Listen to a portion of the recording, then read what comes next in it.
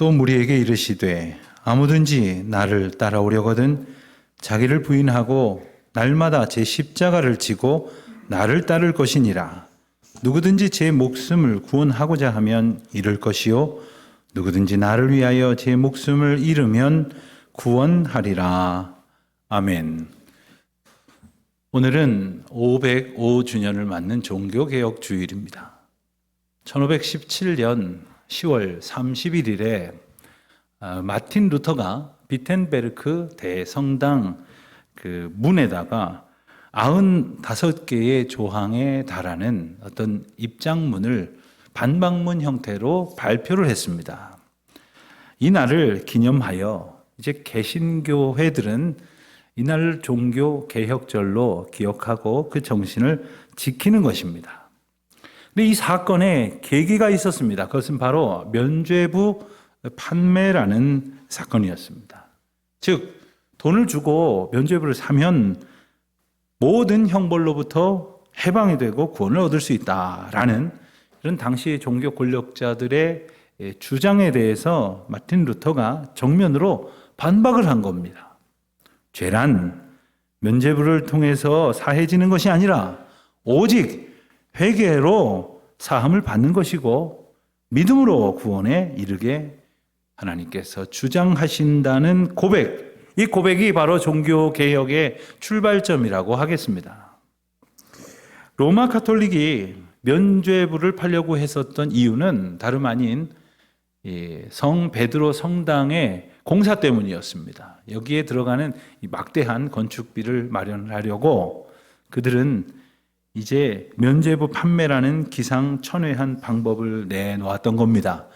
그렇지만 사실 이 면죄부라고 하는 것은 이때 처음 나온 게 아니고 이미 11세기에 이제 이슬람 세력들과 전쟁을 치르려고 했을 때 군사를 모집하려고 군사에 지원하는 사람들에게는 면죄부를 주겠다라고 했을 때에 처음 등장을 했습니다. 이 방법을 수백 년이 지난 16세기에 가서 다시 사용했던 거죠. 면죄부가 뭡니까? 죄를 사할 수 있다는 것인데 그들은 죄에 사하시는 유일한 주권자이신 하나님의 영적 권세를 자기들이 어떻게 할 수 있는 것이냐, 자기들의 목적을 이루기 위해서 수단 방법을 가리지 아니하고 하나님의 주권마저 자기들 손아귀에 뺏으려고 했던 겁니다. 죄의 결과는 형벌이고 그리고 하나님의 저주와 진노를 받는 길 뿐이지 않습니까? 그럼에도 불구하고 하나님께서는 본질상 진노의 자녀였던 저와 여러분을 구원하시기 위하여 예수 그리스도를 십자가의 희생 제물로 내어주심으로 우리가 징계와 형벌을 피할 수 있게 하셨던 것이죠. 그 은혜로 인하여 구원을 얻게 되어지는 것인데 어이가 없게도 면죄부를 가지고 죄를 사함받겠다 하는 그러한 잘못을 저질렀으니 이것이 바로 종교개혁을 촉발시켰던 것입니다. 우리가 하나님의 은혜로 하나님의 백성이 되었고 그리고 우리의 죄를 보게 하시는 하나님의 인도하심을 따라 우리가 우리의 죄를 보았을 때 하나님께서는 우리를 생명에 이르는 회개로 인도하십니다. 하나님께서 베푸시는 구원의 은총이죠. 그래서 죄인이었지만 우리의 죄된 모습을 똑바로 보게 하셔서 우리가 그 죄를 하나님의 은혜로 미워할 수 있도록 그리고 그 죄를 사하여 달라고 자복할 수 있도록 주님 앞에 기도하게 하시고 그리하여 그 죄로부터 돌이켜서 하나님이 인도하시는 길로 향하여 그 길로 순종하는 삶을 살게 하시는 것이 성도에게 주시는 하나님의 은총이었습니다. 그러나 중세 교회는 높아져만 가는 자기의 권력 그리고 자기의 한 줌도 안 되는 그 힘을 의지해서 그 교만의 끝을 모른 채 제멋대로 행동하기 시작했던 겁니다. 그러는 동안에 하나님의 주권마저 부정하고 자기들 마음대로 하나님의 말씀을 왜곡하고 또 구원의 은혜를 비틀어버리는 이 엄청난 죄를 저질렀던 것이고 그런 잘못된 것들을 바로 잡겠다고 목숨을 걸고 외쳤던 것이 바로 종교개혁 운동이었던 것입니다. 그리고 우리가 오늘 이것을 기억하고 기념하고 지켜가는 것이죠. 그러나 역설적이게도 오늘날 종교개혁을 계속한다며 행하는 일들 중에는 어쩌면 하나님의 인도하심으로 더 가까이 나아가기보다는 하나님의 주권으로부터 멀리 달아나서 자기들의 노력이나 자기들의 아이디어로 뭔가를 바꾸어 가고 이것이 마치 교회의 개혁인 양 스스로 착각하고 남들에게 우기는 경우가 얼마나 많은지 모릅니다. 오늘 우리가 종교개혁절을 맞으면서 종교개혁의 5가지 정신을 한번 되새겨 보았으면 좋겠습니다. 이 5가지는 라틴어 솔라라는 말로 다 시작이 되는데 이 솔라는 오직이라는 말로 번역이 될 것입니다. 그러니까 오직 성경으로, 오직 믿음으로, 오직 은혜로, 오직 그리스도, 그리고 오직 하나님께 영광을 돌려드리는 삶으로 되돌아가자라고 주장했던 것이 바로 종교개혁의 정신이었던 거죠. 그런데 이 본질적인 이 주제를 확고히 되새기는 데에는 관심을 두지 않고 그저 교회나 혹은 자신의 삶을 조금 바꿔놓고 뭔가 개혁한 것이냐, 어떤 눈에 보이는 형식을 고친다거나 혹은 세상 풍조에 휩쓸려서 세상 사람들이, 하나님을 알지 못하는 사람들이 차용했던 그런 방법들을 교회 공동체에 가지고 들어와서 그대로 따라가면서 그것이 마치 교회를 개혁하는 것이냐 착각하는 경우가 얼마나 많은지 모릅니다. 이런 변화들이 교회를 바르게 고쳐간다고 생각하게 하는 것이야말로 심각한 유혹이 아닐 수 없습니다. 로마서 12장 2절 말씀을 보면 바울 사도가 이렇게 증언합니다. 너희는 이 세대를 본받지 말고 오직 마음을 새롭게 함으로 변화를 받아 하나님의 선하시고 기뻐하시고 온전하신 뜻이 무엇인지 분별하도록 하라. 하나님께서 주시는 은혜만이 이와 같은 분별의 능력을 얻고 그리고 그 주님께서 인도하시는 대로 우리의 부족함을 새롭게 할 것이고 그리고 고쳐가게 될 줄로 믿습니다. 종교개혁이라고 하는 것은 뭘 부수고 그리고 고치고 가는 것이 아닙니다. 정작 뜯어 고쳐야 할 것이 있기는 합니다. 그것은 고치지 않고 그리고 가야 할 길이 있는데 그 길로 가지는 않고 그저 세상 풍조를 흉내내는, 그래서 뭔가가 새로워졌다고 스스로 착각하는 그러한 믿음의 공동체가 얼마나 많은지 모릅니다. 종교개혁은 결코 그런 것이 아닙니다.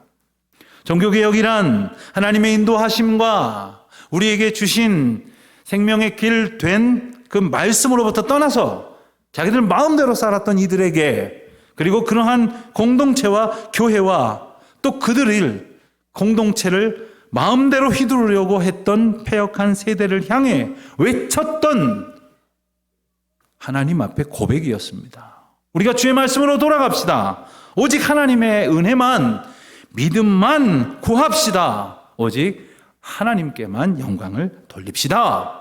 라는 외침이 바로 종교개혁의 정신이었던 거죠. 내 원대로 되기를 바라고 그리고 내가 가진 계획들 그리고 우리가 가진 생각대로 하나님이 반드시 들어주시고 이 일을 들어주시기 위해 하나님의 능력을 보태해 주시기를 그렇게 열망했던 그러한 인간적인 생각에서 떠나서 하나님 뜻대로 되기를 원합니다. 우리의 소원이 아닌 하나님의 계획대로 인도하여 주시기를 원합니다. 라는 믿음의 자세를 회복하는 것이 바로 종교개혁에 합당한 정신이다 하는 것이지요. 우리는 오늘 이 종교개혁주의를 맞이하면서 진지하게 우리 자신을 향해서 그리고 우리 신앙 공동체를 향해서 이 물음을 가져야 할 줄로 압니다. 나는 정말 오직 하나님의 말씀과 은혜와 믿음만을 바라고 있는가? 우리는 진정 주님만이 주인이 되시고 우리 주님만 영광 받으시기를 원하는 그러한 공동체인가 하는 것입니다. 하나님께서 우리를 향하여 주신 그 은혜에 합당하게 과연 우리는 온전한 교회됨을 하나님 앞에 소원하고 있는가? 교회 머리이신 그리스도를 진정 순종하고 있는가? 예수님께서는 제자들에게 오늘 본문 말씀에서 우리가 읽은 것처럼 나를 따르려거든 자기를 부인하고 자기 십자가를 지고 따르라, 이렇게 말씀을 하셨습니다. 자, 왜 이렇게 말씀을 하셨을까요? 왜 이런 말씀을 하셨을까? 쉽게 말하면 그렇지 않았기 때문입니다. 제자들이 예수님을 따른다고는 했지만 자기를 부인하지도 않았고 그리고 자기 십자가를 지고 따르지도 않았기 때문입니다. 지금도 우리 가운데에 나는 예수님을 믿습니다, 예수님을 따르는 그리스도인입니다 라고 고백은 하지만 오늘 본문에 나오는 제자들처럼 헛된 생각을 가지고 쫓아가는 것처럼 살아간다면 그 길은 바른 신앙의 길이 아니라는 것을 일러주시는 것입니다. 오직 자기를 부인하고 자기에게 허락하신 십자가를 지고 따르는 삶만이 바른 그리스도인의 길이라는 것을 오늘 분명히 말씀을 통해서 일러주시는 거죠. 자, 그렇다면 자기를 부인하고 자기 십자가를 진다는 것은 구체적으로 무엇을 말하는가? 오늘 본문 24절이 보면 이렇게 설명을 합니다. 누구든지 제 목숨을 구원하고자 하면 잃을 것이요, 누구든지 나를 위하여 제 목숨을 잃으면 구원하리라. 자기 살겠다고 살지 말라는 겁니다. 하나님이 인도하시는 삶은 모든 것이 하나님의 주권 가운데 있으니 이것을 깨닫고 이것을 날마다 기억하고 오히려 감사하고 이것으로 인하여 하나님을 의지하며 살아가야 한다는 거죠. 여러분, 사람은 모두 다 자기의 만족을 위해서 살아간다고 말해도 과언이 아닙니다. 자기가 얻고자 하는 것을 더 얻으려고 온갖 수고와 노력을 마다하지 않습니다. 그래서 자기 소원을 이루고 자기 욕심을 채워서 행복하겠다고 그렇게 자기에게 기대합니다. 그러나 그러는 가운데에 우리는 그것을 자기가 할 수 있다고 생각을 하고 혹은 자기가 원하는 대로 하나님이 힘을 보태주기만을 바라는 가운데에 어느새 하나님이 나를 인도하시는 삶이 아니라 내가 하나님을 끌고 가려는 삶으로 바뀌어버릴 때가 있다는 것입니다. 제자들은 예수님을 보면서 아마도 이런 생각을 했을 거예요. 자기들의 욕심과 만족을 위해서 뭔가 힘 있는 것이라고 생각했다면 이것도 쫓아가 보았다가 저것도 쫓아가 보았다가 신을 찾기도 했다가 절대자를 구하기도 했던 인생들 틈바구니에서 우리는 진짜 잘 고른 것 같아, 우리는 정말 맞는 선택을 한 것 같아 라고 쾌재를 불렀을지도 모르겠습니다. 그들이 따랐던 예수님이 온갖 종류의 병자들을 고치고 죽은 자도 살리고 게다가 한 사람 목도 안 되는 작은 먹을거리를 가지고 수천 명을 먹이게 하시는 그런 기적을 베푸셨을 때 그들은 환호했습니다. 아, 이분이야말로 나의 만족을 이루어 주실 분일 거야, 내가 잘 선택한 것 같아, 이런 생각을 했을지도 모른다는 거예요. 그런데 예수님께서는 그들의 여망에 부응하신 것이 아니라 그들에게 충격적인 말씀을 하십니다. 그것은 바로 오늘 본문이 기록된 바로 앞부분에 나오는 말씀으로서 예수님께서 제자들에게 이렇게 말씀을 하신 겁니다. 자, 이제 내가 고난을 받게 될 것이다. 그리고 죽음에 이르게 될 것이다. 그리고 사흘째 다시 살아나게 될 것이다. 그런데 제자들은 그게 무슨 말인지도 몰랐거니와 무슨 말씀이십니까? 고난이라니요, 죽음이라니요, 말도 안 됩니다. 그런 소리 하지 마시고 당장 그 가지고 계신 모든 힘을 다 발휘하셔서 세상 권력을 제패하시고 만민을 발 아래 두십시오. 그래야 저희들이 한 자리 차지할 수 있을 것 아닙니까? 그래야 저희들이 원하는 것을 이루지 않겠습니까? 하는 생각을 가지고 있었던 겁니다. 주님이 분명 주님의 계획을 말씀하셨음에도 불구하고 그 계획과 다른 계획을 가지고 있는 인간들이 그것을 내려놓고 주님의 뜻을 나의 소원으로 삼아야 함에도 불구하고 그렇지 않고 있었기 때문에 예수님 말씀하시는 거예요. 나를 따르려거든 자기를 부인하고 그리고 자기 십자가를 지고 나를 따르라 하셨던 것이지요. 자, 그렇다면 자기를 부인하는 것이 없이는 정녕 예수님을 따를 수 없단 말입니까? 정답은 네, 없습니다. 그렇습니다. 그 길은 없는 겁니다. 왜냐하면 예수님을 따라가는 길과 내가 원하는 것을 얻고자 하는 대로 살아가는 길은 분명히 다르기 때문입니다. 완전히 다른 길이기 때문에 내가 원하는 길을 포기하지 않고는 주님이 인도하시는 길로 따라갈 수가 없다는 거예요. 그런데 사람들은 내가 가고자 하는 그 길, 그 중에는 내가 갈 수 있는 길도 있거든요. 그 길을 포기하지 않고 주님을 따라가는 일을 선택하는 대신에 그 길로 고집을 부리는 자들이 있다는 겁니다. 자, 그런데 그 길로 걸어가다가 이 길이 막혀버렸다고 한번 생각을 해보세요. 그제서라도 주님이 나를 부르시고 인도하신 길을 떠올려서 그제서라도 돌이켜서 주님의 인도하시는 길로 가면 다행이지만 미련한 인생들 중에는 그 길 옆에 다른 길을 찾고 아예 내가 길을 파려고 하는 사람들도 있다는 거예요. 그러나 하나님께서는 때때로 그들의 길을 막으시면서까지 주님이 인도하시는 그 길로 인도하시니 그 길이 막혀지고 그 길을 막으시는 하나님의 심판 앞에서 우리는 은혜를 발견하게 될 수밖에 없다는 겁니다. 그러니 내 뜻대로 되지 않는 것이 은혜이고 내 마음대로 살고자 하나 오히려 안 되는 것이 하나님의 은총이다 하는 것입니다. 그래서 어쩌면 내 길을 포기하고 말 것도 없이 다 막혔으니 주님 앞으로 온전한 인도하심을 받는다면 이것이야말로 하나님의 놀라운 사랑이 아니고 무엇이겠느냐 하는 것이지요. 우리는 요즘 새벽기도 말씀을 통해서 요셉을 묵상을 합니다. 그런데 요셉이야말로 참 기구한 인생이에요. 참 요셉처럼 불쌍한 사람이 어디 있을까요? 그는 형들한테 팔려서 노예로 먼 나라를 전전하게 됩니다. 여러분, 무슨 사고에 의해서가 아니라 아주 흉악하고 나쁜 사람들이 나를 납치한 것이 아니라 자기 형들한테 팔려서 노예가 되다니요. 이 얼마나 기막힌 노릇입니까? 그런 가운데에서도 요셉은 마음을 잡고 주어진 일에 최선을 다했습니다.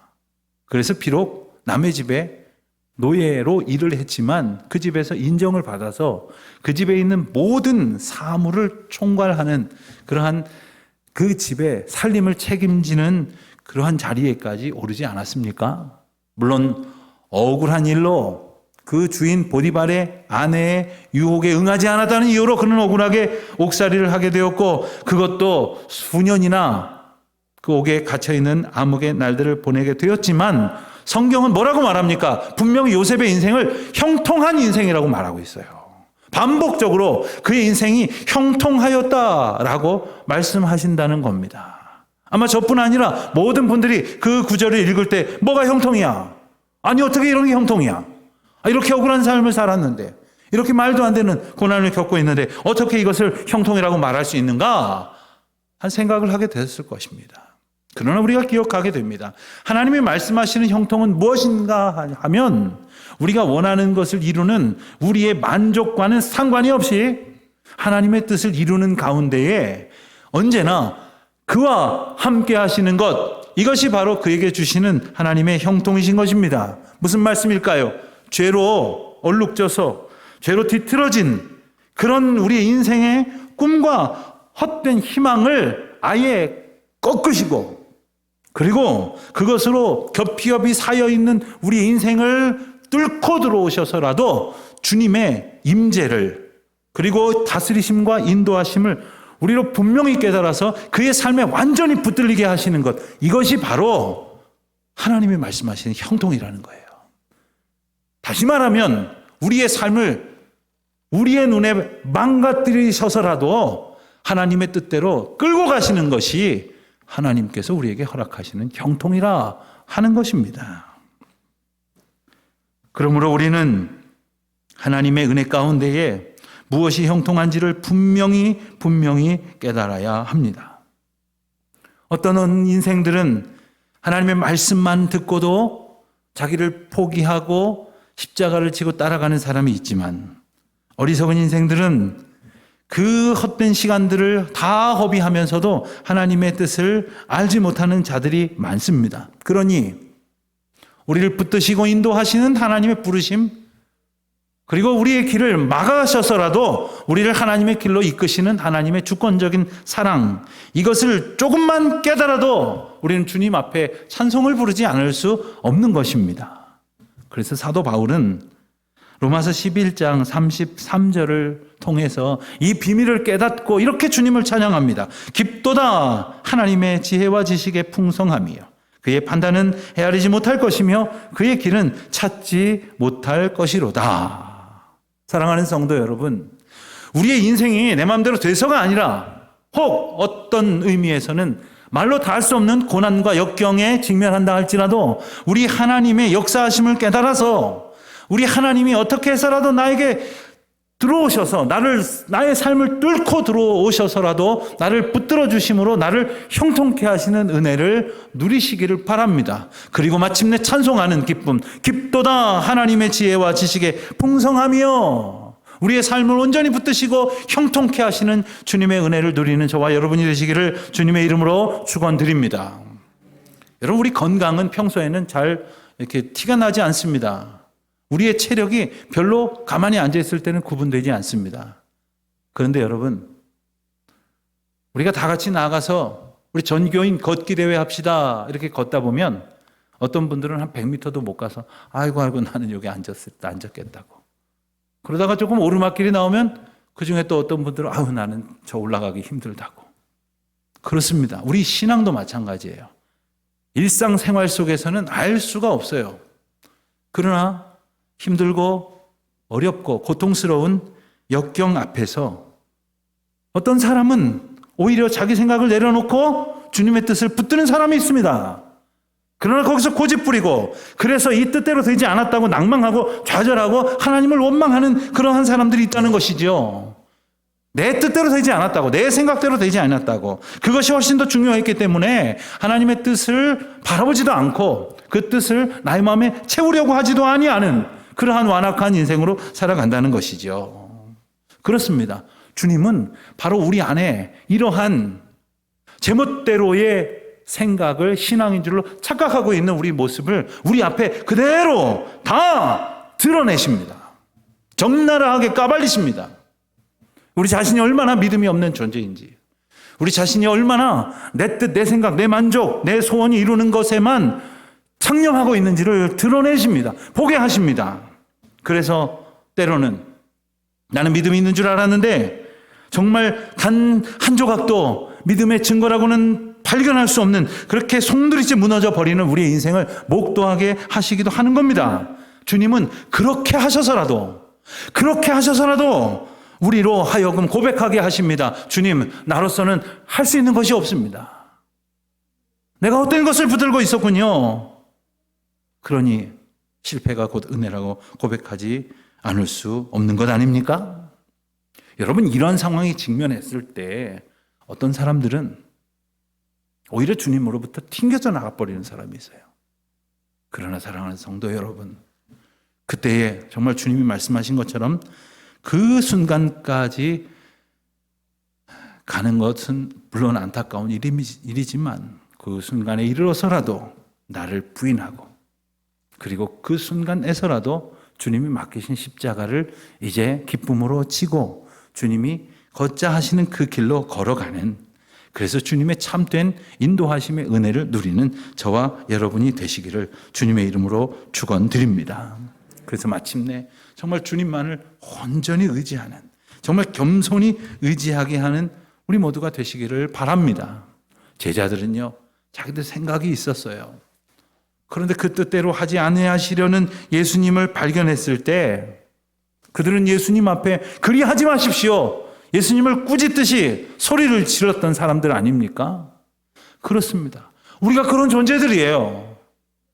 우리가 하나님이 높으신 경륜으로 가장 합당한 은혜로 우리를 인도하고 계심에도 불구하고 정말 말도 안 되는 계획을 붙들고 내 뜻대로 되게 해달라고, 내 소원대로 되게 해달라고, 내 만족을 이루어 달라고 고집을 부리고 있으니 이제 주님께서 우리를 향하여 말씀하시는 바 자기를 부인하고 자기 십자가를 지나가시는 그 말씀 앞에서 새로워지는, 새로운 결단으로 주님의 인도하심을 의지하는 그러한 진정한 신앙의 개혁, 종교개혁의 계절에 참된 은혜로의 회복을 얻는 우리 모두가 되시기를 주님의 이름으로 축원드립니다.